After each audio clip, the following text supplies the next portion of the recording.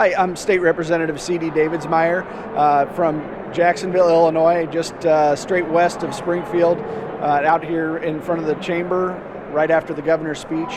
What's your initial reaction? Certainly a lot of positive spin on what's been happening over the last few years. The reality is that the state is in the fiscal situation that it's in, a positive fiscal situation for the first time in a long time, because we've had federal bailouts for the last 2 to 3 years. $12 billion will do amazing things for a state budget.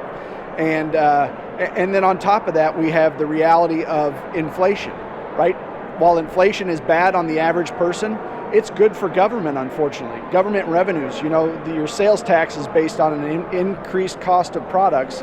So we're seeing the sales tax revenue come in. We're seeing income tax revenue come in higher than planned, and mainly because it's a transfer, a one-time transfer from income tax return funds. So we're seeing a lot of money that's just falling in, and I hate to say it, but the reality is this governor has fallen into a pot of money and has been incredibly lucky with what's happened. Where are some of the shortcomings today? Where did we fall short? I would say we fall short with the majority of our economy. We always talk about the big corporations that we're trying to lure here and bring here, but we very rarely talk about the small businesses.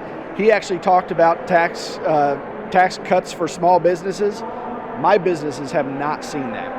The reality is that he's trying to bail out with Main Street funds and things of that sort that help beautify your business, but don't necessarily help the business continue to run.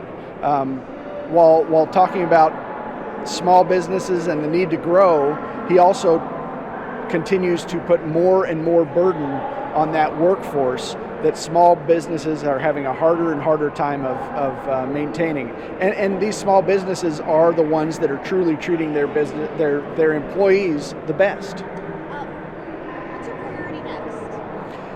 I would share a priority in education. I think there's definitely an opportunity for Republicans and Democrats to work across the aisle, but we have to start with our current promises. Right now we've got 60 schools in the state of Illinois that have 0 kids performing at grade level in math, and we've got another 30 schools that have 0 kids performing at grade level for just basic reading. So we need to make sure that we're doing everything we can to fulfill the promises to the current group of kids while we're trying to help bring along the next generation of students.